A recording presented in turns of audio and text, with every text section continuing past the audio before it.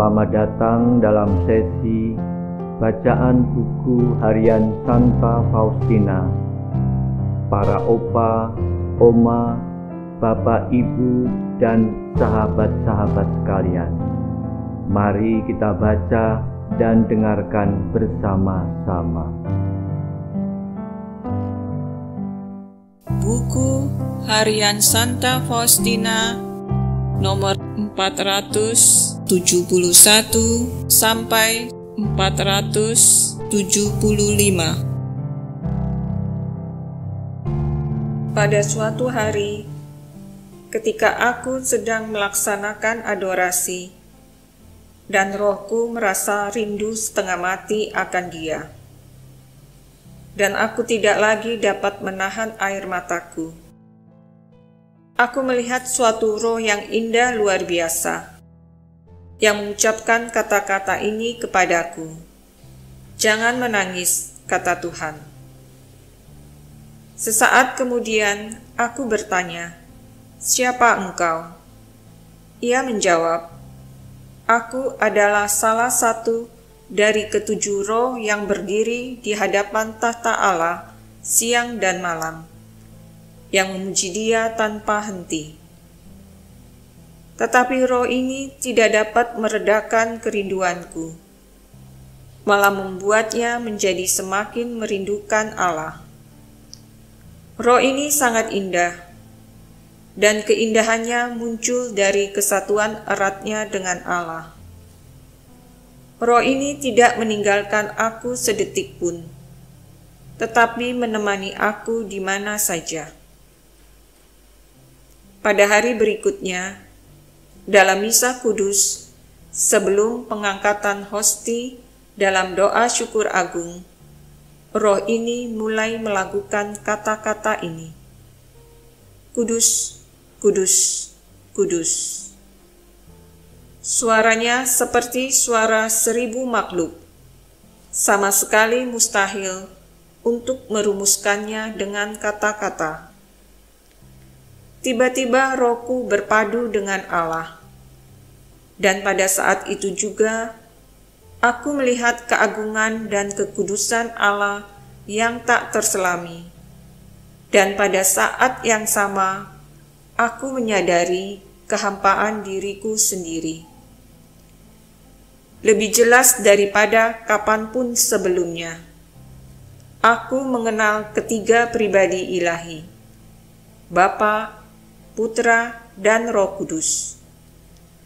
Tetapi keberadaan mereka, sifat mereka, dan keagungan mereka adalah satu. Jiwaku bersatu dengan ketiga pribadi ini. Tetapi aku tidak tahu bagaimana mengungkapkannya dengan kata-kata.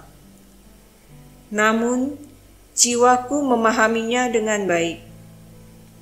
Barang siapa bersatu dengan satu dari ketiga pribadi ilahi, ia bersatu dengan seluruh Tritunggal Maha Kudus, karena keesaan ini tidak terpisahkan.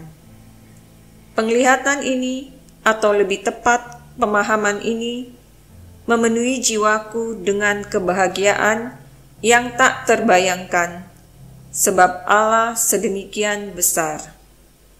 Apa yang kulukiskan tidak dapat kulihat dengan mata indrawi, seperti pada kesempatan-kesempatan sebelumnya. Tetapi murni secara batin, murni secara rohani, sama sekali bebas dari indera. Peristiwa ini berlangsung sampai akhir misa kudus. Peristiwa ini sekarang sering terjadi padaku, dan tidak hanya di kapel, tetapi juga di tempat kerja, dan kadang-kadang terjadi ketika aku tidak begitu mengharapkannya.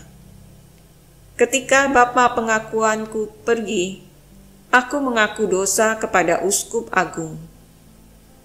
Ketika aku mengungkapkan pengalaman jiwaku kepadanya, aku mendapat jawaban ini, "Putriku, persenjatailah dirimu dengan kesabaran yang besar. Kalau hal-hal ini datang dari Allah, cepat atau lambat akan terlaksana. Maka tenangkanlah hatimu. Dalam masalah ini, aku memahami engkau sepenuhnya, putriku. Dan sekarang, mengenai gagasanmu untuk meninggalkan kongregasi dan mendirikan suatu kongregasi lain, jangan menuruti gagasan-gagasan seperti itu, karena ini bisa menjadi suatu godaan batin yang serius. Sesudah pengakuan dosa ini, aku berkata kepada Tuhan Yesus, "Mengapa Engkau menyuruh aku melaksanakan hal-hal yang sedemikian, tetapi tidak membuka kemungkinan untuk melaksanakannya?" Kemudian, sesudah komuni kudus, aku melihat Tuhan Yesus di kapel kecil, yang sama tempat aku pergi mengaku dosa. Ia menampakkan diri dengan cara yang sama sebagaimana dilukis dalam gambar kerahiman ilahi itu. Tuhan berkata kepadaku, "Jangan bersedih. Aku akan membuat dia memahami hal-hal yang aku minta darimu." Ketika kami keluar, Uskup Agung tampak sangat sibuk, tetapi ia menyuruh kami kembali dan menunggu sebentar. Ketika kami masuk ke kapel lagi, aku mendengar suara ini dalam jiwaku. "Beritahukan kepadanya apa yang telah engkau lihat di kapel ini." Pada saat itu juga, Uskup Agung masuk dan bertanya, apakah kami memiliki sesuatu untuk disampaikan kepadanya. Tetapi, meskipun telah diperintahkan Tuhan untuk mengatakan kepadanya, aku tidak dapat mengatakannya, sebab ada suster lain bersamaku. Satu nasihat lagi aku terima dari pengakuan dosa itu. Memperoleh kerahiman bagi dunia adalah gagasan yang besar dan indah. Banyaklah berdoa, suster. Mohonlah kerahiman bagi para pendosa. Tetapi lakukanlah itu dalam biaramu sendiri. Hari berikutnya, Jumat 13 September 1935. Pada malam hari, ketika aku berada di dalam kamar, aku melihat malaikat, pelaksana murka ilahi. Ia mengenakan pakaian yang menyilaukan.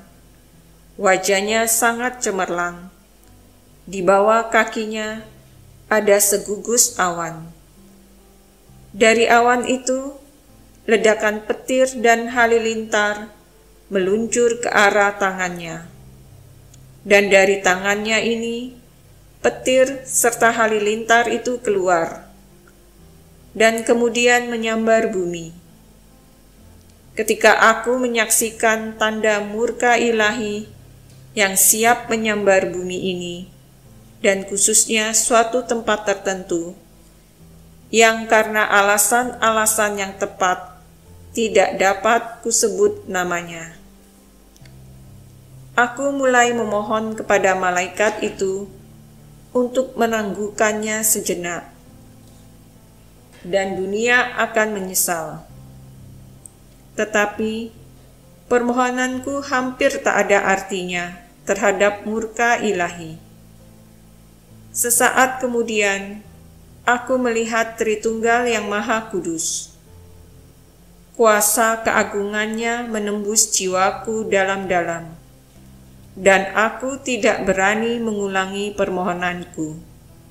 Pada saat itu juga, aku merasakan dalam jiwaku kuasa rahmat Yesus yang ada di dalam jiwaku. Ketika aku menyadari rahmat ini, serta-merta aku direnggut ke dalam tata Allah. Oh, betapa besarnya Tuhan dan Allah kita, dan betapa tak terselami kekudusannya. Aku tidak akan mencoba melukiskan keagungan ini, sebab kelak kita semua akan melihat Dia seperti adanya. Aku mulai mengajukan pembelaan kepada Allah untuk dunia dengan kata-kata yang didengar dalam hati. Ketika aku berdoa dengan cara ini, aku melihat ketidakmampuan sang malaikat. Ia tidak mampu melaksanakan hukuman adil yang setimpal dengan dosa-dosa itu. Belum pernah sebelumnya aku berdoa dengan kekuatan batin seperti yang kulakukan waktu itu. Kata-kata yang kuucapkan dalam permohonan kepada Allah adalah sebagai berikut. Bapa yang kekal, ku persembahkan kepadamu tubuh dan darah, jiwa dan kealahan putramu yang terkasih, Tuhan kami Yesus Kristus, demi dosa kami dan dosa seluruh dunia. Demi sengsaranya yang pedih, tunjukkanlah belas kasih-Mu kepada kami.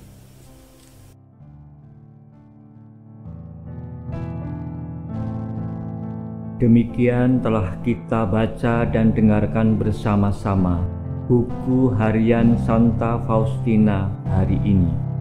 Kita akan lanjutkan bersama-sama besok di waktu yang sama.